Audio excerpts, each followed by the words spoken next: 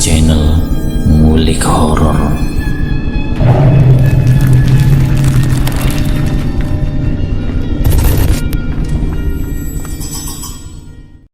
Assalamualaikum warahmatullahi wabarakatuh. Kembali lagi di channel Ngulik Horor. Channel ini menceritakan tentang kisah-kisah misteri. Kali ini saya akan membawakan kisah misteri yang diambil dari Ngulik Misteri dan ditulis oleh Ed Nafila. Kalian juga dapat mengunjungi YouTube-nya Ngulik Misteri ya. Nanti linknya saya akan sediakan di kolom deskripsinya. Oh ya, di dalam cerita ini nama dan tempatnya disamarkan semua ya, untuk menjaga privasi pihak yang terlibat di dalamnya. Yuk daripada kita lama-lama, langsung saja kita simak ceritanya. Bismillahirrahmanirrahim. Kali ini saya akan membawakan kisah misteri yang berjudul Pesugihan Jenglot Bos Konveksi.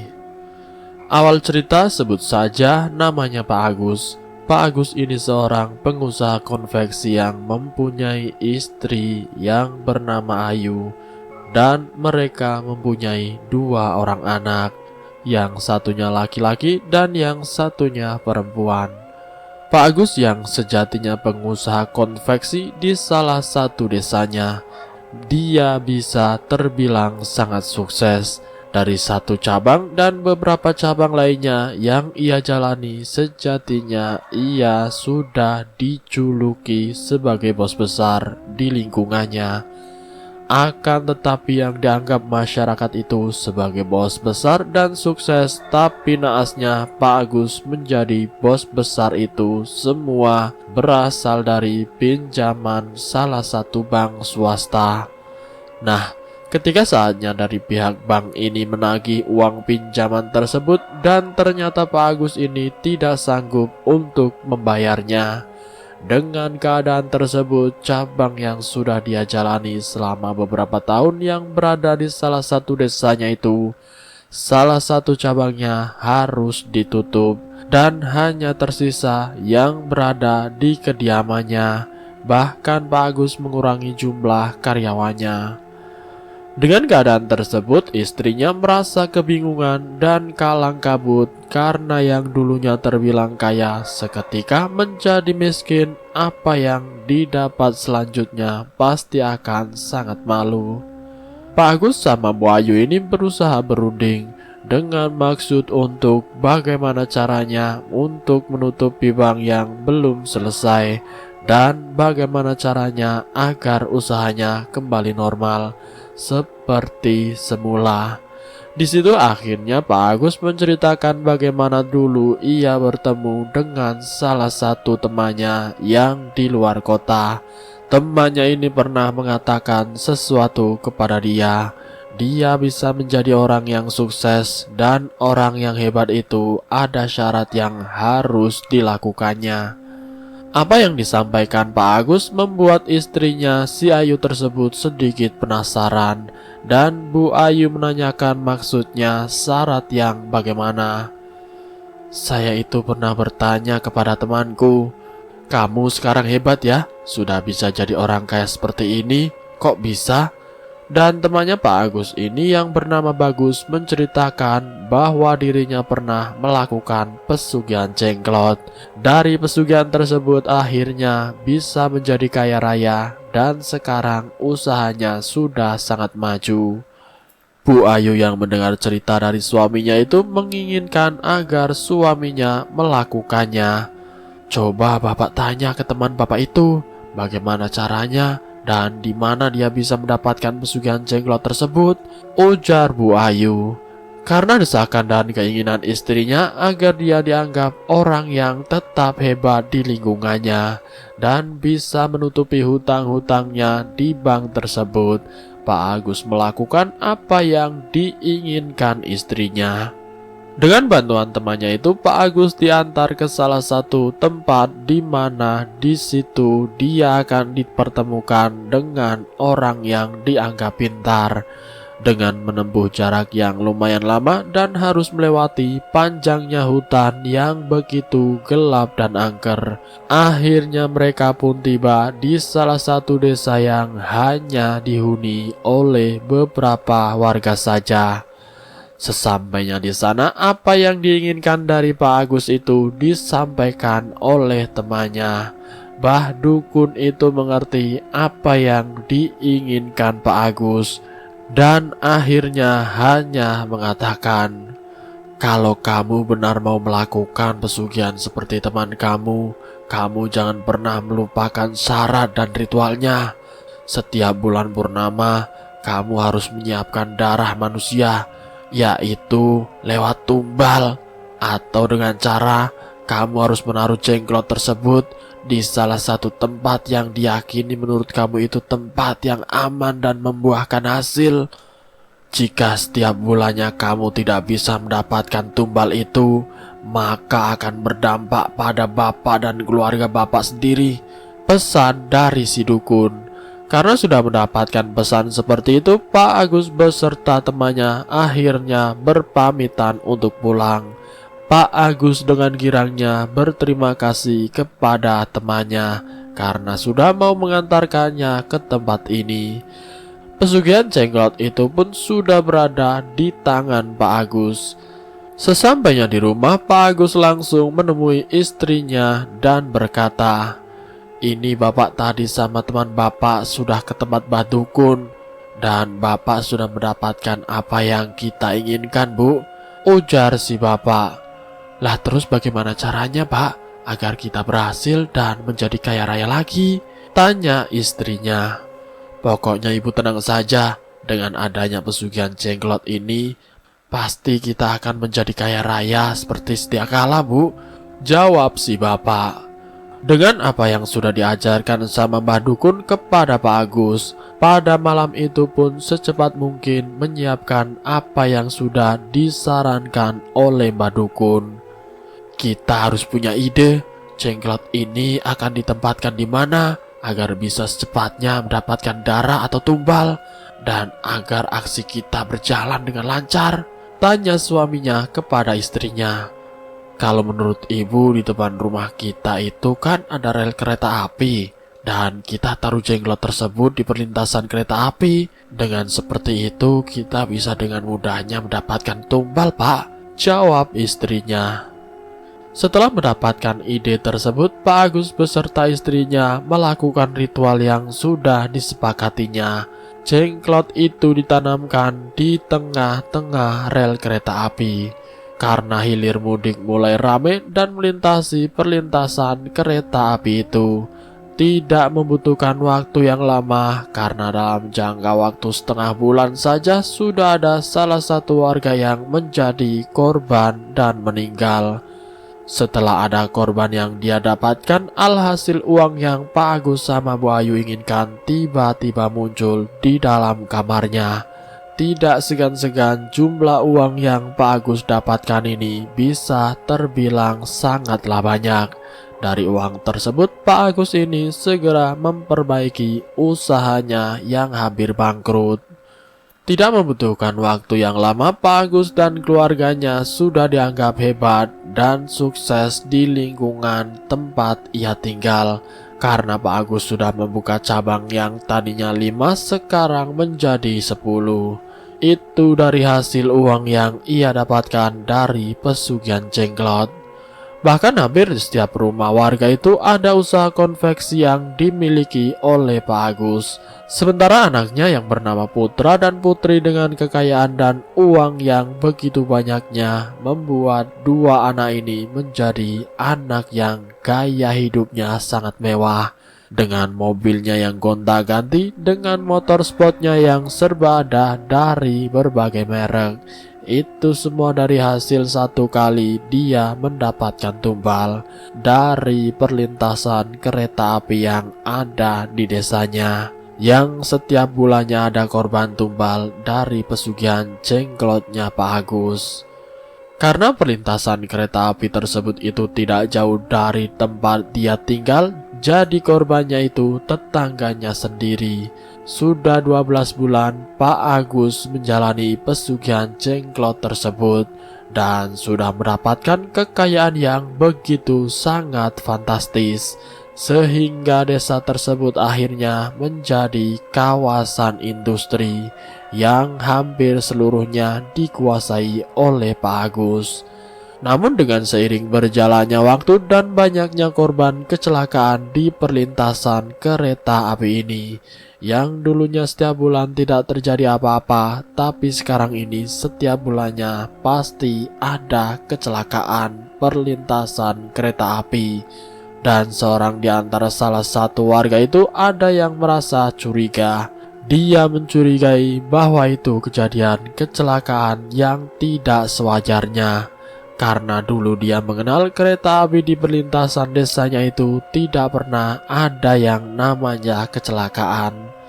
Tapi semenjak Pak Agus dan Bu Ayu itu hampir bangkrut, secara tiba-tiba dia kok melonjak drastis. Itu yang membuat salah satu warga merasa curiga.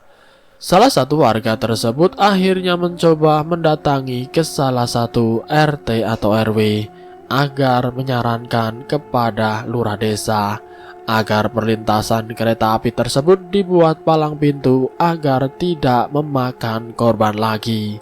Pak Lurah yang sudah mengetahui bahwa sering berjalannya waktu dan banyaknya terjadi kecelakaan maut di perlintasan kereta api tersebut yang terjadi dalam kurun waktu bukan 1 tahun atau 2 tahun, tapi kecelakaan ini terjadi di setiap bulannya. Apa yang diinginkan warga itu disetujui, walaupun perlintasannya hanya sebatas manual atau dijaga secara sukarela. Rencana tersebut terdengar sampai ke telinga Pak Agus dan istrinya.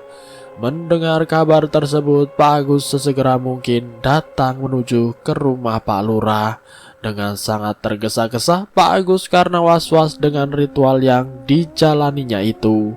Sesampainya di kediaman Pak Lurah, Pak Agus menanyakan, "Mohon maaf Pak Lurah, apa benar katanya perlintasan kereta api itu akan dibuat palang pintu?" Tanya Pak Agus. "Iya, ini salah satu warga menyampaikan usulnya karena dari kemarin katanya sering terjadi kecelakaan di perlintasan kereta api," jawab Pak Lurah. "Pak, sebenarnya kecelakaan yang terjadi di perlintasan kereta api itu bukan salah keretanya, tapi kelalaian dari warga yang melintas, Pak," jelas Pak Agus.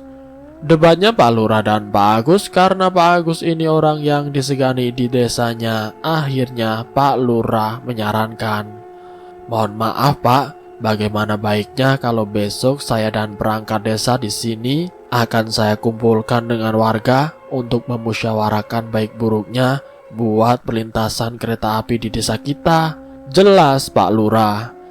"Ya sudah Pak, kalau itu keinginan Bapak," ujar Pak Agus. "Mohon maaf Pak Agus, saya di sini harus bertindak seadil-adilnya untuk kebaikan kita bersama Pak," ujar Pak Lurah.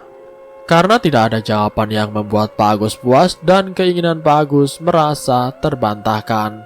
Dengan kecewa Pak Agus mengabarkan kepada istrinya, "Bu, tadi Bapak sudah ke rumah Pak Lurah, tapi apa? Pak Lurah tetap kekeh tidak mau Bu. Katanya tergantung besok dari hasil musyawarah warga Bu," ujar Pak Agus. "Kita harus bisa menghasut warga agar tidak usah diberi palang pintu di perlintasan kereta api itu Pak. Soalnya kalau diberi palang pintu, kita mau cari tumbal di mana lagi Pak? Pokoknya kita harus bisa agar warga bahwasanya tidak perlu dibuat palang pintu," jelas istrinya Pak Agus. Di pagi harinya seperangkat desa beserta warga mendatangi ke balai desa untuk memusyawarahkan tentang palang pintu di perlintasan kereta api. Salah satu warga yang pertama mengusulkan pendapatnya. Ia menyarankan agar dibuat palang pintu perlintasan kereta api. Karena di desa ini itu sejak dulu memang sudah ada kecelakaan di perlintasan kereta api. Namun tidak sesering sekarang ini yang setiap bulannya pasti ada korban kecelakaan. Dan palang pintu kereta itu sangat penting untuk keselamatan kita semua yang ada di desa ini maupun desa sebelahnya. Belum sempat warga tersebut menyelesaikan omongannya, Pak Agus langsung memotong pembicaraannya.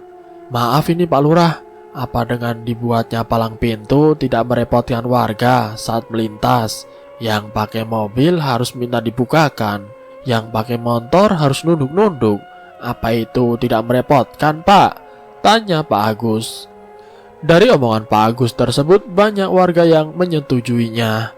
Namun ada juga seorang warga yang mengusulkan, begini Pak Lurah, saran yang pertama dan yang kedua itu benar semua, tapi saya ada usulan sendiri.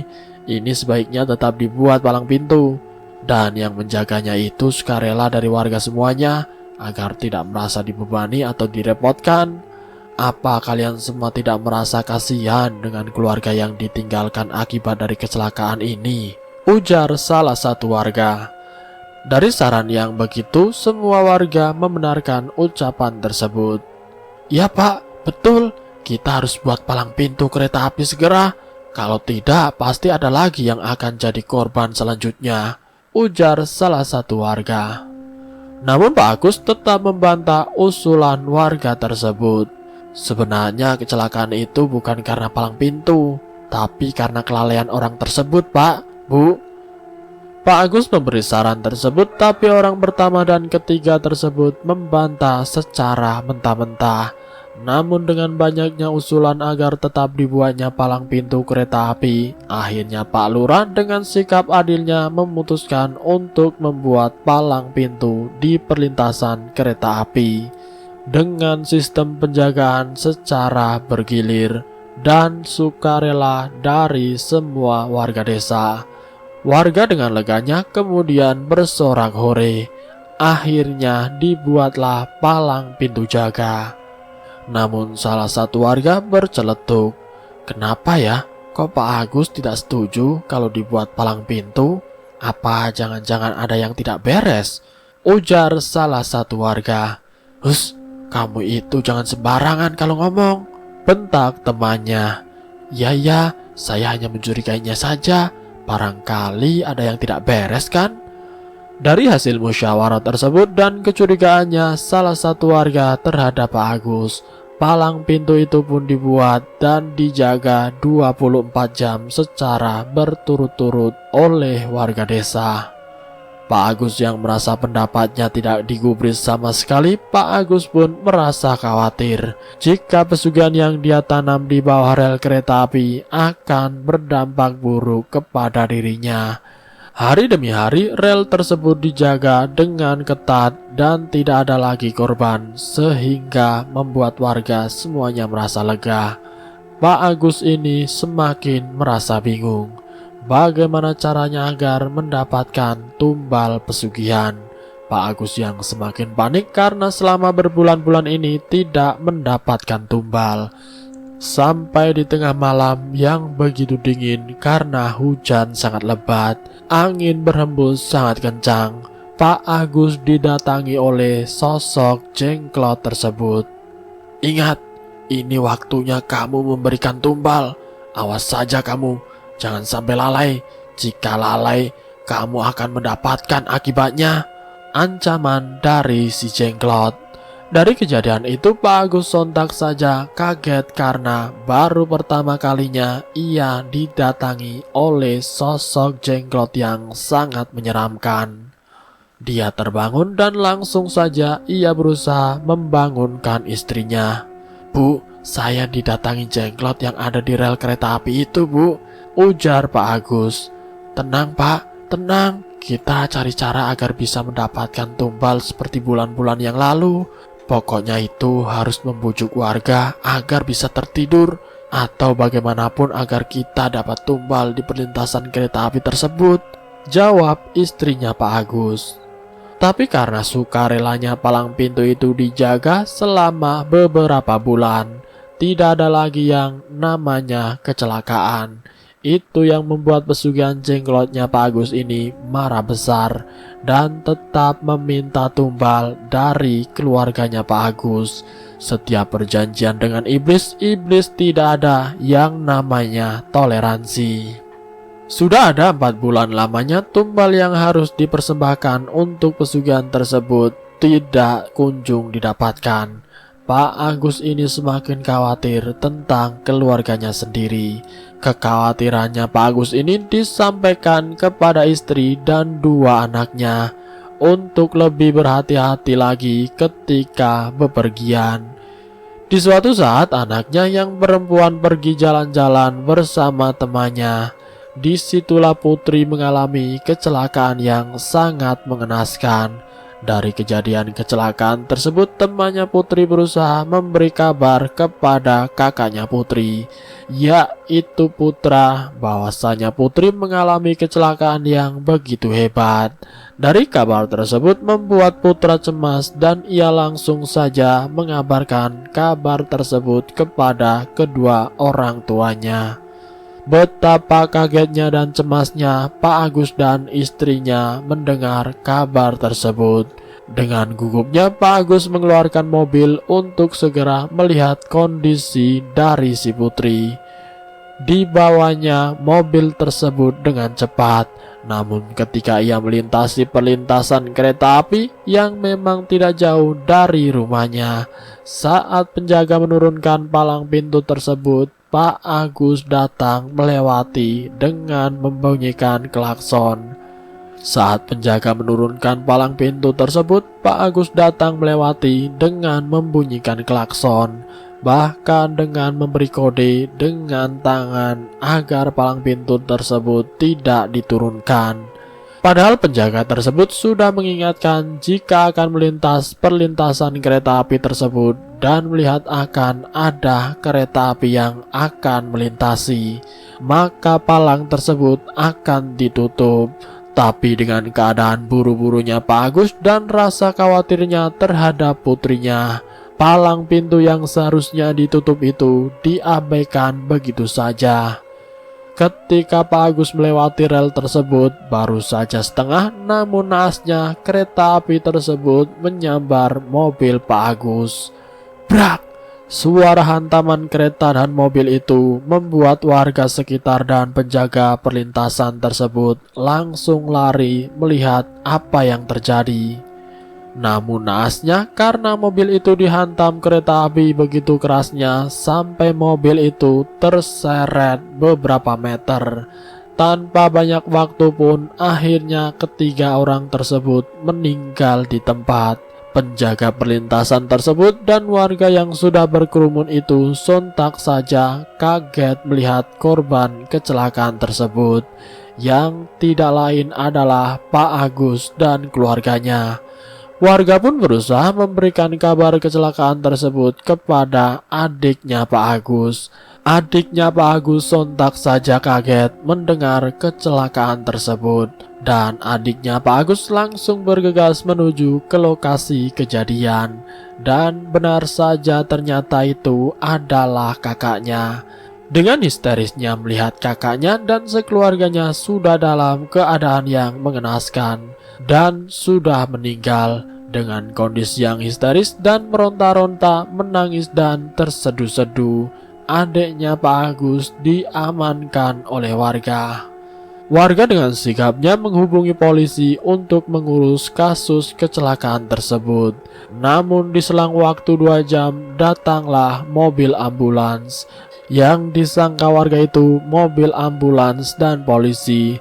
Ternyata mobil ambulan itu berisi anaknya perempuannya Pak Agus yang juga mengalami kecelakaan tragis. Adanya Pak Agus tersebut melihat siapa yang berada di dalam ambulan tersebut dan sontak saja kaget dan akhirnya tidak sadarkan diri. Warga yang melihat kejadian itu merasa iba. Jenazah putrinya pun diboyong ke kediamannya Pak Agus, dan jenazah Pak Agus beserta istri dan anaknya itu diperiksa terlebih dahulu sama pihak kepolisian. Dalam 1 hari semua keluarganya Pak Agus habis tidak tersisa karena tidak menubalkan pesugihan jenglot selama beberapa bulan. Tidak segan-segan jin yang bersekutu dengan Pak Agus itu membinasakan 4 orang sekaligus. Dan selesai. Itulah kisah misteri yang berjudul Pesugihan Jenglot Bos Konveksi. Semoga kisah ini bisa menambah wawasan untuk kita semua. Siapapun yang bersekutu dengan iblis dan tidak menepati janjinya, maka siap-siap saja menanggung resikonya. Karena iblis itu tidak punya rasa iba, apalagi toleransi. Ambil sisi positifnya dan buang jauh-jauh sisi negatifnya. Terima kasih sudah mampir di channel kami. Jika kalian tertarik dengan video kami, silahkan tekan tombol like, share, dan komen. Tekan subscribe untuk mengikuti video kami selanjutnya. Wassalamualaikum warahmatullahi wabarakatuh.